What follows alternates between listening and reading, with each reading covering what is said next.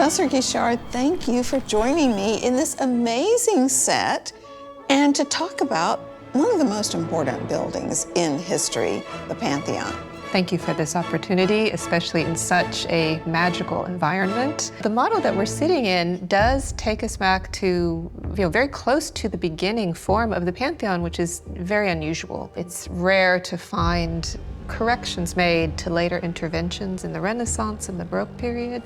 And for that, we have to thank an alumnus, Stanley Zahn, working with the leadership of the Interactive and Gaming department here at SCAD. It was a great collaboration. There was a base model, but they took it back for us, which is fantastic.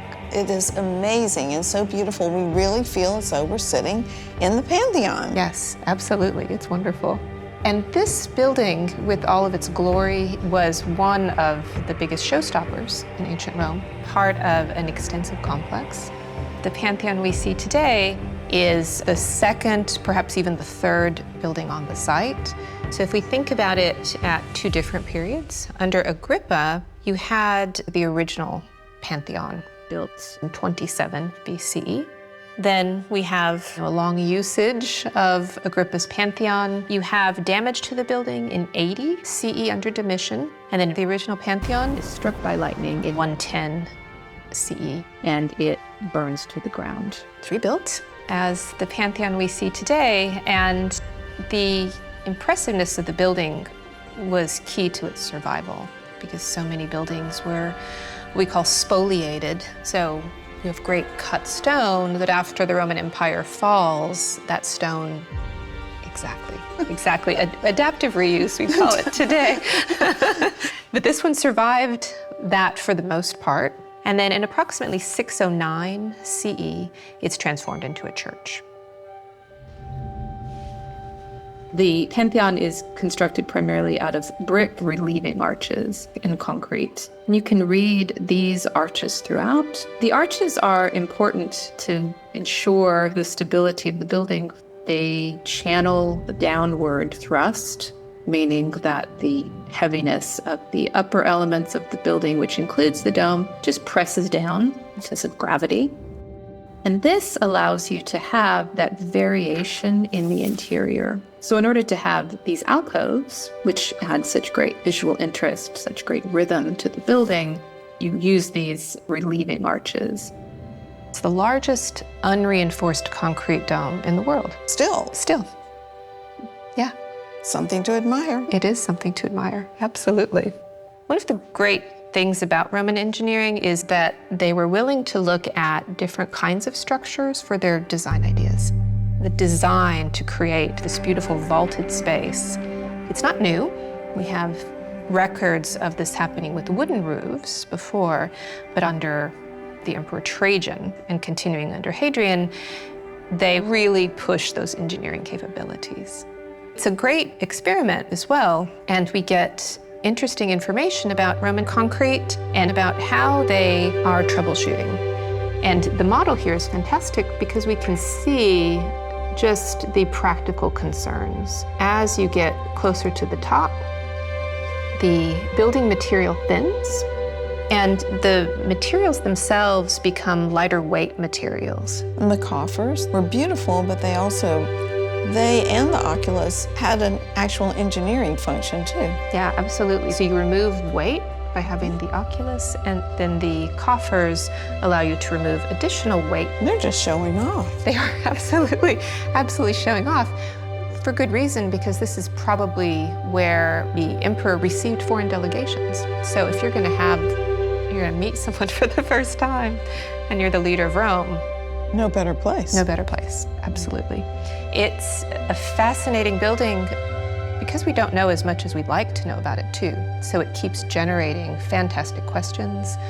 The question of the architect remains still a bit of a mystery. We have a good candidate, Apollodorus of Damascus. Apollodorus of Damascus. Isn't that a great love that name. Isn't yes. that a great name? He had the engineering chops for sure, and he's credited with the Forum of Trajan that also uses marbles in these ways. And as recently as a decade ago, the discovery of the client or the person who commissioned it was revealed for the first time. So when it says Marcus Agrippa built this, Not really. No, it's not true. It's misleading. It's prominently across the portico. Absolutely, and it led to a very logical misunderstanding until the end of the 19th century. People took that inscription at face value. So for the record, what does the full portico inscription say? So we have the name Marcus Agrippa. We're given his father's name, so Marcus Agrippa, son of Lucius. And then it says that he is consul for the 3rd time and finishes up with made this. So Marcus Agrippa, son of Lucius, who was consul for the 3rd time, made this building. That dedication is actually a way of honoring the original Pantheon. One of the things I like best about the original Pantheon is that it's connected to a story of friendship between Agrippa and the very first Roman emperor, the Emperor Augustus. Agrippa's Pantheon was monumental as a building in Rome, and also at a moment when Rome changed fundamentally, that it went from a republic to an empire. This entire area of the city of Rome was developed early in Augustus's reign to remind the Romans that he is the one who had ended a Roman civil war. We all know the stories of Mark Antony and Cleopatra, and that relationship is part of a break between Augustus and his family and the Roman Senate on one side, and Mark Antony and Cleopatra on the other side. And Augustus and Agrippa working together, they bring an end to that civil war. So in a way, by establishing the empire at this time, Agrippa did build this. Yeah, yes, he did. Well, and especially the legacy of it. The things he set up really do seem to have been carried forward. Augustus and Agrippa really had this vision for what Rome could become, not just the government, but also the city. Later, Augustus is credited with finding a city made in brick and transforming it into marble. Augustus came from an incredibly prominent family.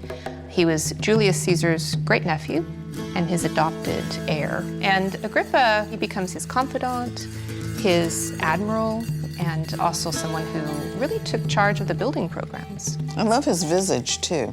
Yes. Kind of a la Marlon Brando, I think. Yeah. It's an interesting duo of friends because Augustus looks more refined, he looks more polished, and Agrippa kind of looks like the guy who gets things done. So the Civil War was over. They wanted to make that message, Rome is one again, key to their government policy, to their programs, and that's where the first Pantheon comes in. Under Agrippa, the Pantheon faced across the Campus Martius, or the Field of Mars, with the Mausoleum of Augustus. Also the Ara Pacis, or the Altar of Peace. Those 3 structures were put on the Field of Mars, driving home that idea that we're now working together, we're unified and moving forward. Because the field was used for military preparations. Exactly. It was really given over to these new structures.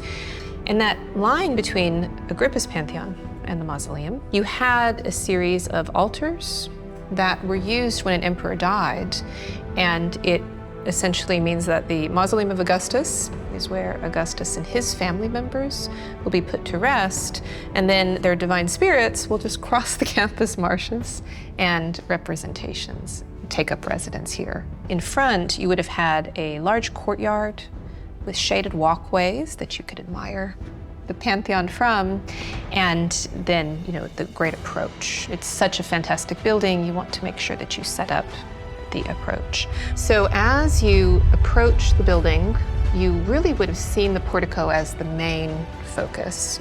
And here you had these fantastic 40-foot monolithic columns. Corinthian columns. Egyptian granite. In 2 colors, beautiful gray and rose. Clean line, no breaks, monolithic. They weren't fluted and articulated. Right, exactly. It was just about that material speaking. I'd love to think about the spectacle of bringing those to the Pantheon. Down the Nile, through the Mediterranean, up the Tiber, having columns that were this large and this beautiful, crowds would have gathered. And it really speaks to the military power that now Egypt is Rome's, it belongs to Rome. Part of the realm. Part of the realm. It also speaks to the fact that you have a safe Mediterranean. These two alcoves here, Agrippa pays for the first Pantheon. He says, I'd like to name it the Augusteion, after Augustus, and I'd like to put your statue inside. And perhaps this was orchestrated, we don't know, but it allows Augustus to say, no, that's overreaching. This should be named after the gods of Rome, not after me, and I am not a god. I shouldn't go inside. So he says, but why don't you and I, Agrippa, have statues outside? Perfectly reflecting their friendship. Exactly. Augustus and Agrippa, not divine yet. The space in the portico is on the threshold of the divine, and everything about the interior just takes it up a notch. You wouldn't see the dome right before you went in, so you would just be gobsmacked. You'd walk in, it would just be incredible. Shock and awe. Shock and awe, absolutely. The measurements are certainly impressive. The sphere that is evoked, 43.3 meters side to side, top to bottom. The push and pull of the alcoves is fantastic. It is. The lower columns, which are much thicker, they actually aren't lined up with the pilasters up above. And that lack of alignment brings in the human experience, because we do want to make things organized. And it means that in your mind, you're kind of twisting the space a little bit, which along with the movement of the sun helps to animate the space. It does. Your eye continues up, increasingly smaller architectural details. Things start to thin out, and then the ribs, they're 28, almost certainly related to the lunar month. They're just skeletal, and so it does make it feel so light.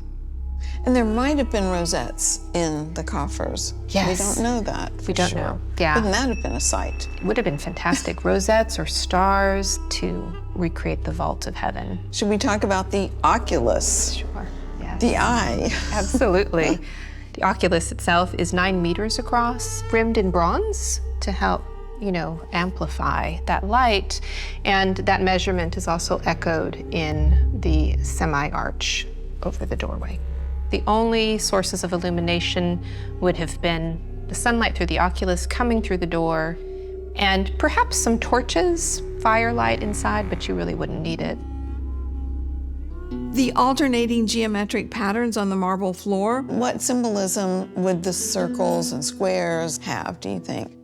So it's part of this pure geometry. So on the one hand, it's the circle square, which gets translated into the sphere and the cube. It also just symbolizes the union of heaven and earth. You have the mother goddess Cybele, who's being worshipped, but also Jupiter, the sky god, operating on the idea that Rome controls it all, the cosmos. And the materials are important.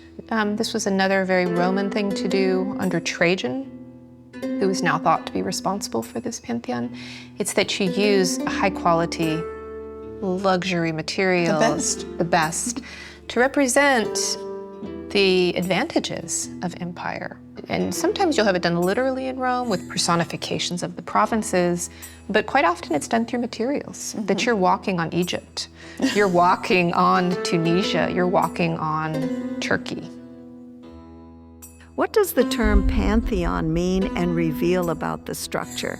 All the gods, a loose enough title that you can just start moving the families in once they too pass to that divine realm after death. And conveniently, Julius Caesar had been made a god. So he was assassinated in 44. He's made a god by the Senate 2 years later. If you're looking inside, you could have seen the deified Julius Caesar, and he would have been flanked by the Roman god of war, Mars, and Venus. Reportedly wearing Cleopatra's earrings. Yes, Pliny has this great story where Cleopatra has the 2 largest, most beautiful pearls. And she makes this big show of dissolving one. Can you do that? Apparently you can, with vinegar. Yeah, you can. I'm not gonna try it, No. but she dissolved it in vinegar, and the one that was left is the one that's reported to have been cut in 2 and then, made into earrings For Venus. For Venus, Oh. yes. Especially important because Venus was supposed to be the ancestor of Julius Caesar and Augustus. The Pantheon framed the Earth's relationship to the sun and our relationship to the sun. Yes. In the winter months, the sun would only hit the intrados, this underside of the dome, and in the summer, particularly on the summer solstice, the sun hits the floor right there. And then on the equinoxes, because the Romans are thorough, on the equinoxes, the sun will hit this band right there. So the midway point between the bottom and the top. And then you have specifics too. So one of the most spectacular things would have been twice a year in the doorway, the oculus shines through and illuminates just that arch. So it looks like just a glowing semicircle. Very specifically, it does that on the 6th, which is the Feast of Diana. So it's like a crescent moon. And the 7th, which is the day of Apollo, so the sun. And it also does it in September when Jupiter Optimus Maximus has a festival. He has this one aspect of him that appears in sunlight. Layers of meaning. Layers of meaning, yes. And there's so many that are certainly yet to be discovered. And then the final kind of showstopper is on the 21st of April. The sun shines through and hits the door. And as it does that, it also casts a square of light in the portico, right there, replicating one of the squares with a circle inside. Wow. Fantastic. April 21st is the birthday of Rome, the Dies Natalis of Rome. And we can imagine the emperor walking through that doorway to celebrate the birth of Rome and the continuation which he would represent. So talk about a showstopper. How magnificent. Totally magnificent. And again, the circle as the symbol of heaven and the square as the symbol of earth being united. So the emperor assures continuity because he makes sure everything's working properly in the heavens and on earth. In approximately 609 CE, it's transformed into a church. And that partly is responsible for its still being with us today. Absolutely, yes. The fact that it was revered, it had a more modern use, it continues it as a church for a long time. Various sculptures were added to the building over time. There don't seem to have been any major structural changes until you start to get some of the removals that happen. The roof had roof tiles that were gilded, and those, if we have golden roof tiles, those are going to be highly valuable, so those were removed. It also had a suspended bronze ceiling in the portico, and that must have been grand. Oh, that would have been incredible. So the entire structure was metal with these panels in bronze. It's fireproof. The ceiling was removed, and then there were changes done to the interior in the Renaissance and the Baroque period. Then in the 19th century, Vittorio Emanuele is buried here, the first king of the unified Italy. He's buried in the Pantheon, which none of the emperors were buried here, but their divine representations were here. So it comes back to a memorial, but Vittorio Emanuele was not the first person buried here. No, most importantly, I think, Raphael. Raphael, yes. And it shows you just how important he was as a painter, that he could have this honor granted to him. And his love for the Pantheon is so valuable for us. So for example, when Stanley Zahn and the ITGM department leaders were working on this Unreal model for the stage, they were using Raphael's drawings of the interiors, which is so great that we have That gives them. me chills. Yeah, it's really fantastic. So he was granted that honor of being buried here, and the inscription is really lovely. It says, I'll paraphrase, that while Raphael lived, nature was afraid she'd be outdone by him. And when he died, she was inconsolable that he was gone. So it's this wonderful. How poetic. It's so and poetic. Grand. It's really wonderful. And after him, you do have other artists who are granted the same honor. And eventually there arises an academy of artists that are associated with the Pantheon. Really, the final major intervention would be the last tomb, which was put, last burial here, which would have been Umberto I and then later his wife. His wife, were yes. buried here. Yes. So is she the only woman buried Yes, here? yeah. And, by association with her husband. So. Yeah. But there were representations of the empresses, and interestingly, there is an inscription to Sabina. Her name is written, and she was the wife of Hadrian. Well, this rotunda has inspired so many designers and architects throughout the years. Yes, absolutely. You really find that there are two camps, that there are architects who have used not really an imitation, but a very close replication of this building to carry forward those associations of the Senate, of law, so the U.S. Capitol building.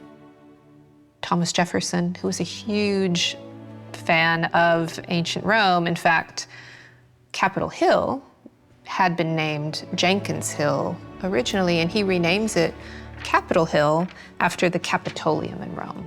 So renaming things and walking into the building and thinking, oh, ancient Rome, mighty empire, relied on the Senate, those kinds of things.